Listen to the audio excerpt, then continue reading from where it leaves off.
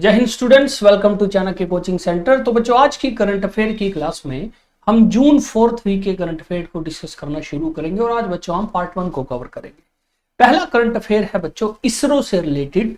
देखिए, स्पेस में जाने के लिए बच्चों इसरो जो है वो जनरली व्हीकल्स का यूज करता है। रॉकेट जो है वो स्पेस में नहीं जाता, रॉकेट किसी व्हीकल को स्पेस में लेके जाता है, जैसे जनरली सैटेलाइट को स्पेस में लेके चला जाएगा। अब इंडिया ने बच्चों प्रोग्राम बनाया है कि हम स्पेस में अपने एस्ट्रोनॉट को भेजेंगे और उनको वापस अर्थ के ऊपर लेके आएंगे। तो बच्चों इसके लिए हमें बेसिकली लॉन्च व्हीकल चाहिए। तो इसरो ने बच्चों एक लॉन्च व्हीकल बनाया है जिसका नाम है पुष्पक। तो पुष्पक को रॉकेट के साथ अटैच करके हम बच्चों स्पेस में भेजेंगे। इसमें हमारे जो हैं बच्चों वो एस्ट्रोनॉट रहेंगे, वापस आएंगे। ठीक है, तो ये बच्चों एक रीयूजेबल लॉन्च व्हीकल होगा जिसको रॉकेट की हेल्प से बच्चों हम स्पेस में भेजेंगे। तो Indian space research organisation completed the third Pushpak reusable launch vehicle landing experiment on June 23rd at the Aeronautical Test Range in Chitradurg, Karnataka. This was a big step forward in space technology as part of a larger attempt to make a fully reusable space vehicle. This project will change how people travel to space and how satellites are placed. तो basically बच्चों याद रखिए, आपको astronaut को space में भेजने के लिए बच्चों व्हीकल की जरूरत होती है। तो हम व्हीकल से उनको भेजेंगे, वहां पे वो रहेंगे बच्चों। अब वो जनरली जो है बच्चों स्पेस स्टेशन में रहेंगे। स्पेस स्टेशन से फिर बच्चों उनको वापस लेके आने के लिए, इसके लिए बच्चों हमने बेसिकली एक मिशन चालू कर रखा है, गगनयान। तो गगनयान मिशन के लिए बच्चों ये एक क्रूशियल पॉइंट है, क्योंकि हम अपने बच्चों इंडिजीनियसली मेड जो है लॉन्च व्हीकल को यूज करेंगे। ठीक है, तो जो लॉन्च व्हीकल है बच्चों उसका नाम याद रखिएगा, वो है पुष्पक। नेक्स्ट बच्चों बात करते हैं Srinagar recognise as world craft city. तो एक ऑर्गेनाइजेशन है बच्चों जिसका नाम है वर्ल्ड क्राफ्ट काउंसिल। तो वर्ल्ड क्राफ्ट काउंसिल ने रिसेंटली श्रीनगर जो है बच्चों उसको वर्ल्ड क्राफ्ट सिटी के तौर पे रिकॉग्नाइज किया है। तो Srinagar has become the 4th Indian city to be recognise as world craft city by the world craft council. इससे पहले जयपुर, मल्लपुरम और मैसूर, जयपुर राजस्थान में, मल्लपुरम केरल में और मैसूर कर्नाटका में other 3 Indian cities that have earlier been recognised as world craft cities. और बच्चों अगर श्रीनगर की बात करें, 2021 में बच्चों यूनेस्को ने इसको क्रिएटिव सिटी जो है वो टाइटल दिया था। ठीक है, तो श्रीनगर काफी टाइम से बच्चों आर्ट को लेके और क्राफ्ट को लेके बच्चों काफी फेमस है, जैसे कि बच्चों papier mache, walnut wood carving, carpet, Sozni embroidery और पश्मीना और कानी शॉल जो है बच्चों वो श्रीनगर के कुछ फेमस क्राफ्ट में से एक है। तो पश्मीना शॉल बच्चों काफी आप याद रखिए, पश्मीना जो है बच्चों वो एक तरह की गोट है, पहाड़ी गोट है, जिससे बच्चों उसके बालों से ही शॉल बनती है और ये कश्मीर की बच्चों एक फेमस चीजों में से एक है। ठीक है, तो याद रखिए श्रीनगर को रिसेंटली वर्ल्ड क्राफ्ट सिटी के बच्चों तौर पर रिकॉग्नाइज किया गया है। नेक्स्ट है बच्चों Kerala assembly seeks renaming state to Kerala. So the Kerala Assembly passed a resolution asking the Indian central government to change the name of state in the constitution from Kerala to Kerala. This was the second time in a year that resolution was passed unanimously. This plan, which is being led by Chief Minister Pinarayi Vijayan, focus on making constitutional name match the word Kerala in Malayalam. देखिए बच्चों, India में हर एक state जो है उसका एक official name है जो वो यूज करते हैं। जैसे हर स्टेट का बच्चों जो ऑफिशियल नेम है वो इंडिया के कॉन्स्टिट्यूशन में होता है। तो केरला जो है बच्चों उसका जो ऑफिशियल नेम आज के दिन यूज हो रहा है वो है केरला। बट बच्चों मलयालम जो कि केरल की लैंग्वेज है उसमें केरला को केरलम बोला जाता है। तो केरला की जो लोग हैं प्लस केरला के जो पॉलिटिशियन है उनका सेंटिमेंट काफी टाइम से ये बोल रहा है कि यार हमारा नाम केरलम होना चाहिए। ठीक है, अब सवाल ये है क्या ये चेंज करना पॉसिबल है? देखिए हमारे कॉन्स्टिट्यूशन में बच्चों आर्टिकल 3 है, पार्ट 1 में आर्टिकल 3 है। इसमें बच्चों हमें अगर किसी स्टेट का नाम चेंज करना है, change of name of state, तो ये पॉसिबल है, किया जा सकता है, ऐसी कोई दिक्कत नहीं। बट इसको करने की जो पावर है जो वो याद रखिए वो है पार्लियामेंट के पास। ठीक है, तो पार्लियामेंट के पास बच्चों सुप्रीम पावर है कि वो अगर नाम करना चाहे तो आर्टिकल 3 में बच्चों किसी स्टेट का किया जा सकता है। इसीलिए केरल के चीफ मिनिस्टर ने सेंट्रल गवर्नमेंट को कहा है। अब बच्चों जनरल रूटीन में पार्लियामेंट या सेंट्रल गवर्नमेंट अगर इस चीज को पार्लियामेंट में कोशिश करे शुरू करने की, वो तभी करेगी अगर स्टेट गवर्नमेंट चाहती है कि हमारा नाम चेंज हो। तो ओबियसली बच्चों स्टेट गवर्नमेंट ने अपनी असेंबली में यूनानिमसली कहा है, तो ओबियसली सेंट्रल गवर्नमेंट पे प्रेशर पड़ेगा।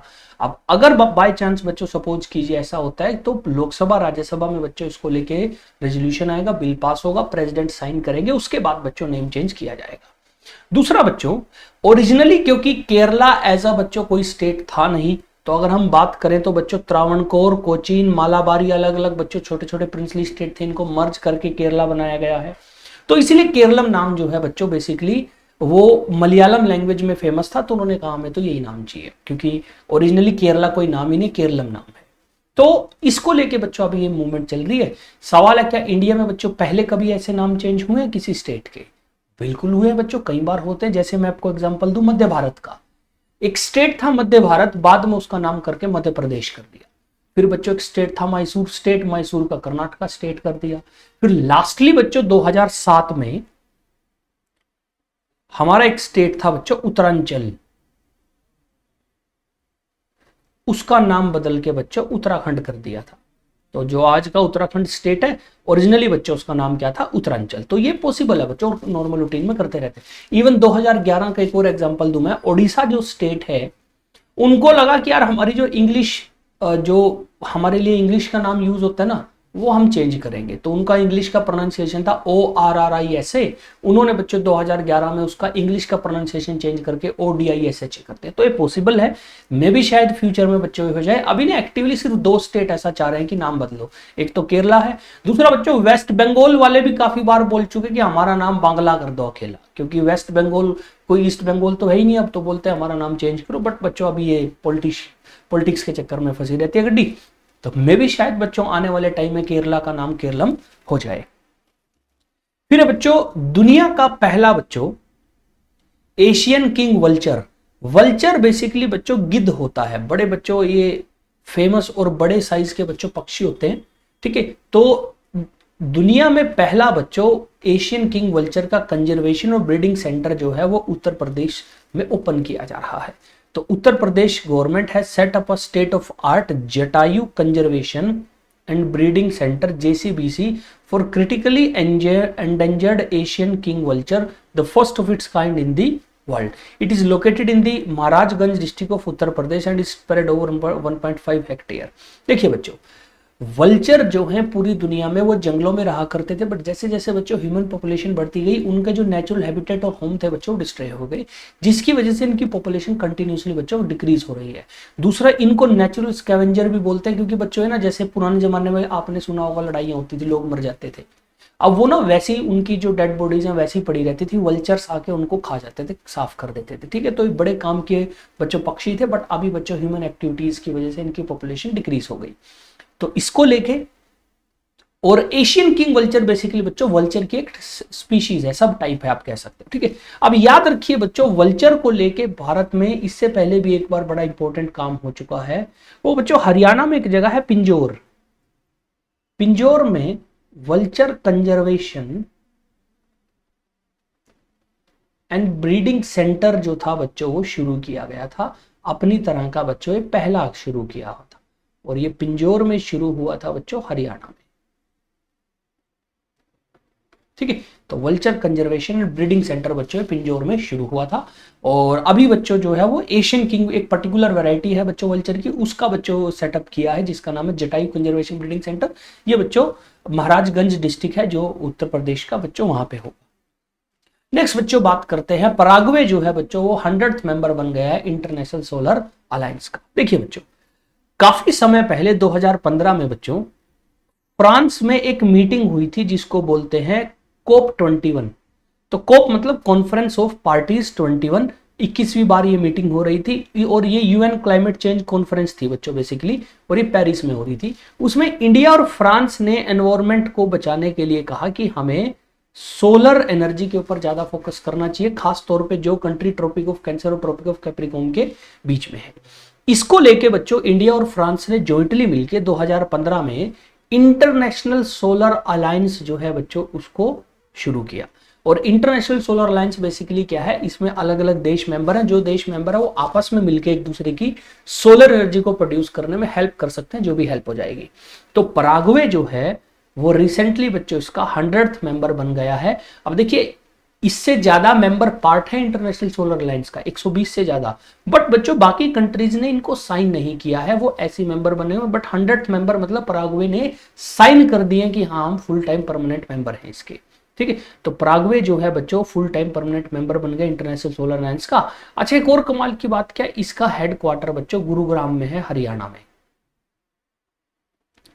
तो इंटरनेशनल सोलर अलायंस का हेडक्वार्टर बच्चों इंडिया में है और पराग्वे इसका 100th बच्चों मेंबर बन गया है। पराग्वे की अगर हम बात करें बच्चों, ये एक साउथ अमेरिकन कंट्री है, यानी ये साउथ अमेरिका कॉन्टिनेंट है बच्चों, वहां उसमें पड़ती है।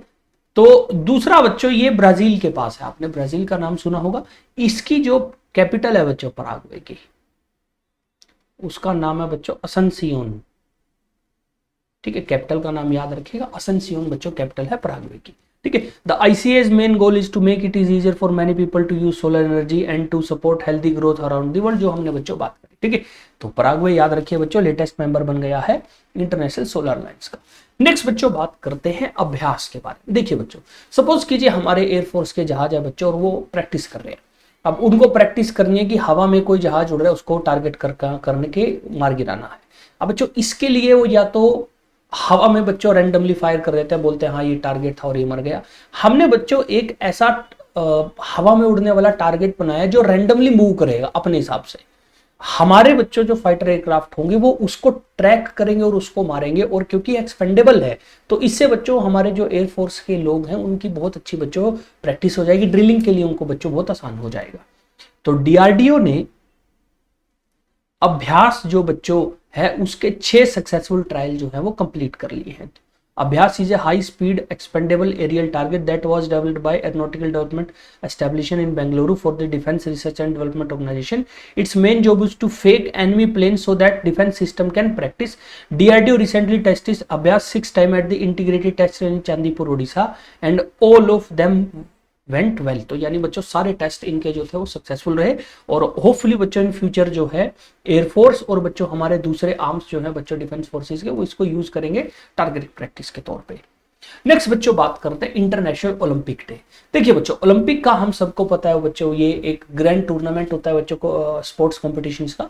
ओरिजिनली ओलंपिक बच्चों बहुत पुराने टाइम से होते थे, बट इनको दोबारा रिवाइव किया गया है। पहले बच्चों ये एंशिएंट हिस्ट्री में होते थे ग्रीस के आसपास के एरिया में, फिर हमने इनको रिवाइव किया है। रिवाइव बच्चों ये हुए हैं साल 1900 के आसपास, 1800 समथिंग में बच्चों। ठीक है, तो जब से हमने इनको रिवाइव किया है बच्चों उसके बाद से हमने मनाना शुरू कर दिया है इंटरनेशनल ओलंपिक डे। उस दिन के बाद से बच्चों बेसिकली हमने ओलंपिक्स को सेलिब्रेट करना शुरू किया। बाद में फिर हमने कहा यार ये क्योंकि दिन बड़ा इंपॉर्टेंट था, ऐसा करते हैं इसको हम इंटरनेशनल ओलंपिक डे डिक्लेयर कर देते हैं।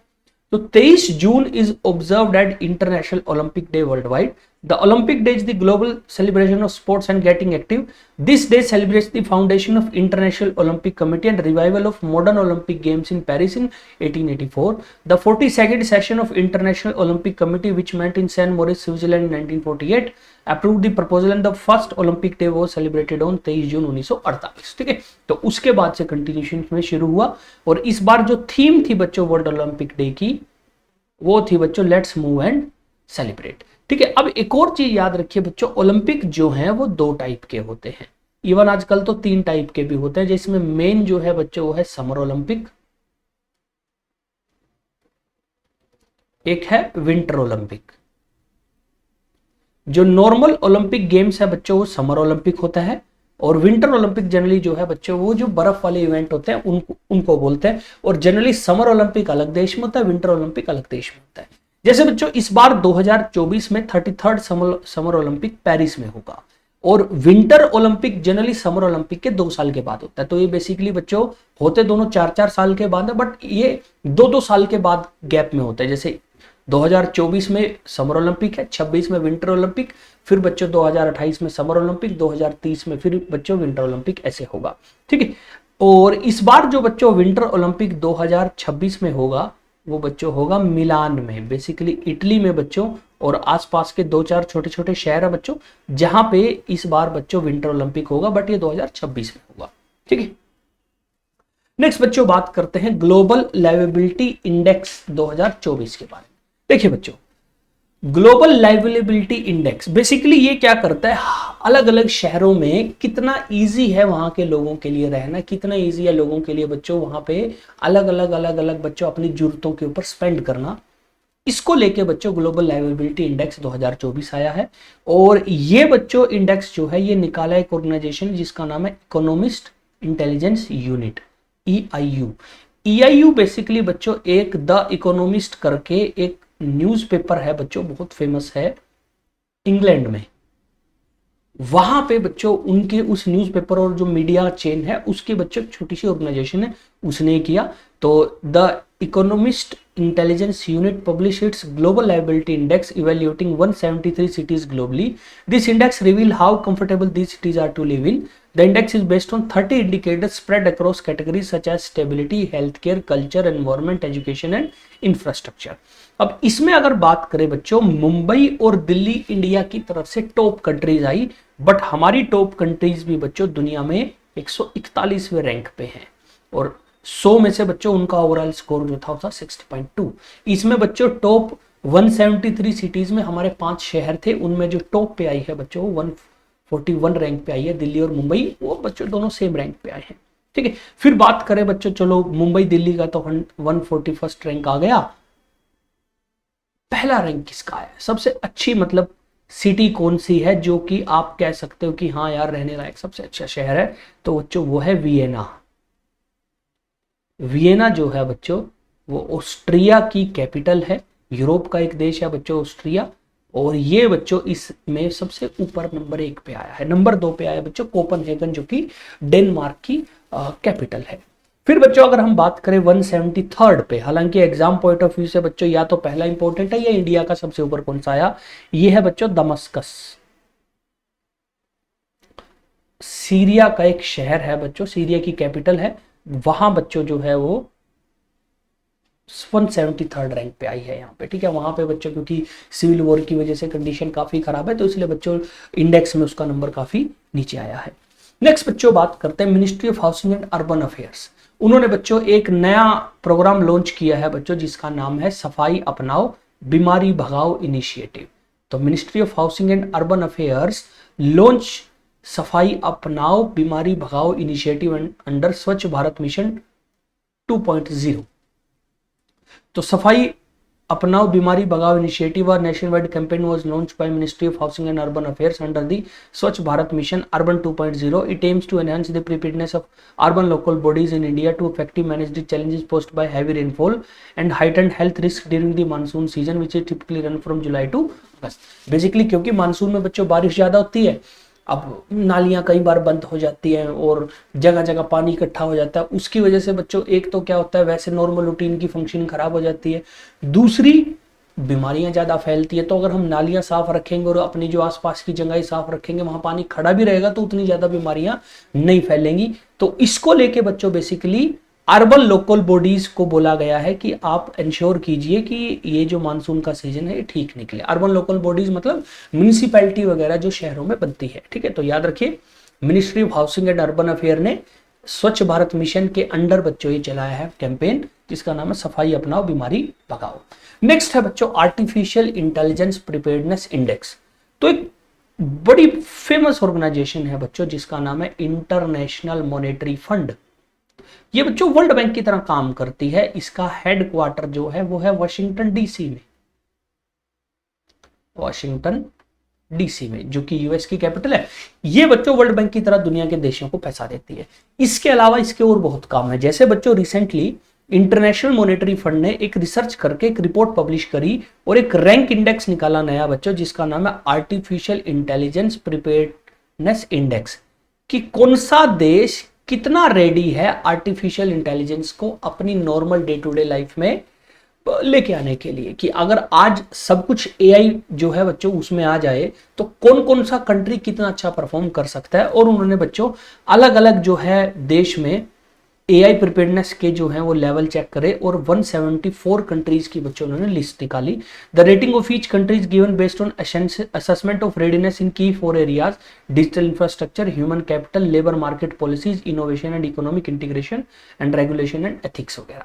ठीक है, और इसमें बच्चों इंडिया का 174 में रैंक आया है, 72nd रैंक, और हमारे जो टोटल स्कोर आया वो आया बच्चों 0.49, एक में से स्कोर मिला 0.49 आया, और इंडिया को रखा गया है बच्चों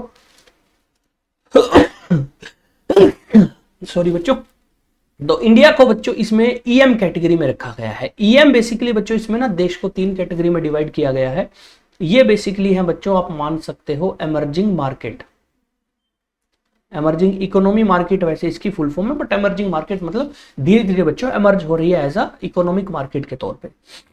तो इंडिया का रैंक आया बच्चों 72nd 174 कंट्रीज में से एआई की प्रिपेयर्डनेस को लेके। फर्स्ट बच्चों जो कंट्री का नंबर आया है वो है बच्चों सिंगापुर। सिंगापुर इट मींस जो है बच्चों वो रैंकिंग के हिसाब से इस टाइम दुनिया की बेस्ट कंट्री है जो एआई को एज अ अपनी सोसाइटी में बच्चों जो है इजिली इंटीग्रेट कर सकती है। नेक्स्ट बच्चों बात करते हैं, हमारे एक बच्चों इंडियन राइटर हैं जिनका नाम है अरुंधति रॉय। उनको रिसेंटली बच्चों पेन प्रिंटर प्राइज मिला है 2024 का। तो Booker prize winner Arundhati Roy has been chosen for 2024 PEN Pinter literary prize for her courageous and unswerving writing. Basically बच्चों बुकर प्राइज एक लिटरेचर की फील्ड में, इंग्लिश लिटरेचर की फील्ड में मिलने वाला बच्चों एक बड़ा फेमस प्राइज है, और अरुंधति रॉय को बच्चों ये प्राइज जो है मिल चुका है। इनकी एक बुक आई थी बच्चों जिसका नाम था the God of small things. तो ये एक बुक है बच्चों जिसको लेके बच्चों इनको बुकर प्राइज मिला था। अरुंधति रॉय की बच्चों सबसे फेमस जो है वो बुक्स में से एक है। तो उसके बाद से बच्चों कंटिन्यूसली जो है इन्होंने काफी अलग अलग किताबें लिखी अलग अलग इश्यूज के ऊपर। अब बच्चों ये अवार्ड बेसिकली जो है, जो pen award, poet, playwright, editor essayist, novelist, basically pen एक बच्चों एब्रीविएशन बना रखी है। Pinter award was instituted in the memory of play writer Harold pin Pinter. Harold जो पिंटर हैं बच्चों वो बेसिकली ब्रिटेन के, इंग्लैंड के हैं। ठीक है, अब अरुंधति रॉय जो बच्चों ने देखिए वो एक आप कह सकते हैं थोड़ी सी कंट्रोवर्शियल ऑथर है। कंट्रोवर्शियल क्यों है बच्चों, ये सेपरेटिस्ट आइडियोलॉजी को थोड़ा ज्यादा सपोर्ट करते हैं ज्यादातर बच्चों कश्मीर में। तो जिसकी वजह से बच्चों हुआ क्या, अभी थोड़े दिन पहले the award to Arundhati Roy comes after the lieutenant governor of Delhi V K Saxena sanction her prosecution under the prevention detention law and unlawful activities prevention act 1967 this month. तो बेसिकली अरुंधति रॉय ने बच्चों आज से कई साल पहले कश्मीर की आज़ादी के ऊपर कुछ बयान दिए थे जो कि बच्चों गलत थे, और दिल्ली में बच्चों उनके खिलाफ बेसिकली एफआईआर दर्ज हुई है। मैं भी शायद उसके ऊपर बच्चों आगे कोई काम होगा आने वाले बच्चों मंथ में। और उस बीच बच्चों अरुंधति रॉय को फिर ये अवार्ड जो है वो डिक्लेयर हुआ है। तो बच्चों बड़े कंट्रोवर्शियल बच्चों ऑथर्स में से एक अरुंधति रॉय, और ये अवार्ड डिक्लेयर अभी हुआ है बच्चों, बट उनको मिलेगा अक्टूबर में। नेक्स्ट बच्चों बात करते हैं, union minister JP Nadda appointed as leader of house in Rajya Sabha. तो leader of house in Rajya Sabha और किसको, जयप्रकाश नड्डा, जेपी नड्डा। तो BJP national president and union minister JP Nadda was appointed as leader of house in Rajya Sabha earlier this month. Nadda took over as office of union health ministry. He was also assigned the chemical and fertilizer ministry. Nadda will replace Piyush Goyal as leader of house.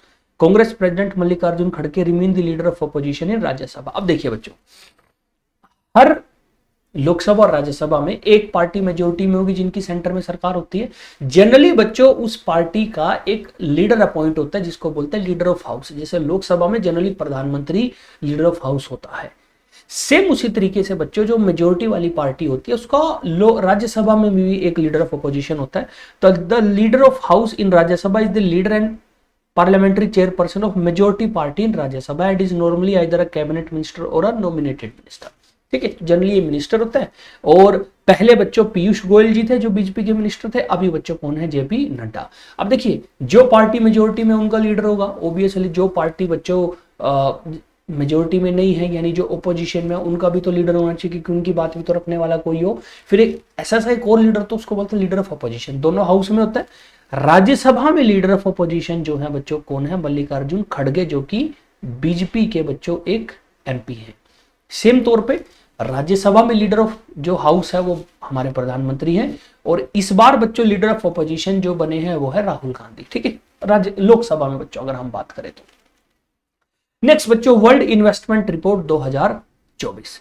तो recently बच्चों एक organisation है जिसका नाम है UNCTAD, United Nation trade and development. Basically बच्चों ये एक ऑर्गेनाइजेशन है जो 1964 में बनी और ये आपस में बच्चों ट्रेड को प्रमोट करने के लिए बनाई गई है। इसका हेडक्वार्टर याद रखिए बच्चों जेनेवा में है और ये यूनाइटेड नेशन की एक एजेंसी है। अब यूएनसीटीएडी ने बच्चों रिसेंटली एक रिपोर्ट निकाली जिस रिपोर्ट का नाम है बच्चों वर्ल्ड इन्वेस्टमेंट रिपोर्ट 2024 और इसमें इन्होंने बताया कि किस कंट्री को कितनी फॉरेन डायरेक्ट इन्वेस्टमेंट आई है। बच्चों फॉरेन डायरेक्ट इन्वेस्टमेंट की हम पहले भी कई बार बात कर चुके हैं। ये बेसिकली बच्चों फॉरेन डायरेक्ट इन्वेस्टमेंट वो पैसा है जो बाहर की कंपनियां इंडिया की कंपनीज में लगाती है। तो फॉरेन डायरेक्ट इन्वेस्टमेंट मतलब मनी invested by foreign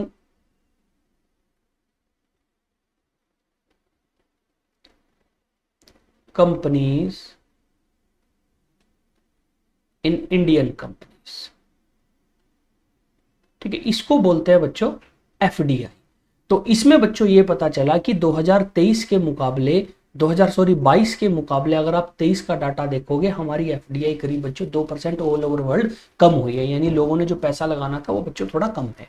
और अगर इंडिया की बात करें बच्चों ड्रास्टिक चेंज आया, क्योंकि बच्चों हुआ क्या था कि 2023 में सिर्फ 28 बिलियन यूएस डॉलर रुपया एज एफडीआई इंडिया में आया है, जबकि मैं बात करूं अगर 2022 की, 2022 में बच्चों 49 बिलियन डॉलर यूएस डॉलर पैसा इंडिया आया था। और ये जो रिपोर्ट है बच्चों ये नाम 2024 है बट रियलिटी में ये जो डाटा शो कर रही है ये वो 2023 का है। इसलिए कुछ जगह आप पढ़ोगे वहां लिखा होगा वर्ल्ड इन्वेस्टमेंट रिपोर्ट 2023, तो डाटा इसका 2023 का है बट रिपोर्ट 2024 में आई है। तो इंडिया में बच्चों अगर आप देखो लगभग 43% जो एफडीआई है बच्चों लगातार जो है बच्चों वो कम हुआ है। और हमारा बच्चों एफडीआई के मामले में इस बार जो रैंक पहुंच गया है वो है 15th। तो 2023 में पूरी दुनिया में बच्चों 15वें नंबर पे एफडीआई में इन्वेस्टमेंट बच्चों जो है वो हमारे देश में हुआ। अगर मैं बात करूं दुनिया में इस टाइम टॉप बच्चों एफडीआई जिस कंट्री में होता है नंबर 1 पे वो है बच्चों यूएसए।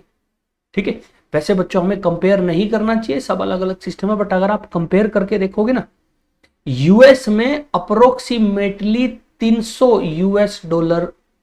300 बिलियन यूएस डॉलर का इन्वेस्टमेंट हुआ है। इंडिया में हुआ है बच्चों करीब करीब 30 बिलियन यूएस डॉलर का, यानी उनका 1/10 के आसपास। ठीक है, तो बच्चों इसलिए यूएस की इकोनॉमी हमारी इकोनॉमी से बड़ी है क्योंकि वहां पे बाहर के लोग पैसा ज्यादा लगाते हैं। जिस दिन बच्चों हम इंडिया में काम शुरू हो जाएगा तो बेसिकली बच्चों इंडिया एज ए इकोनॉमी बहुत बच्चों ग्रो करेगी। नेक्स्ट बच्चों बात करते हैं world medical and health games. तो रिसेंटली बच्चों गेम हुए बच्चों जिनको मेड गेम्स भी बोलते हैं, world medical and health games, उसमें बच्चों हमारे आर्म्ड फोर्सेस मेडिकल सर्विस के 4 बच्चों ऑफिसर्स गए हुए थे और उन्होंने बड़ा गजब क्या कर दिया, उन्होंने 32 मेडल जीत लिए 4 आदमियों ने।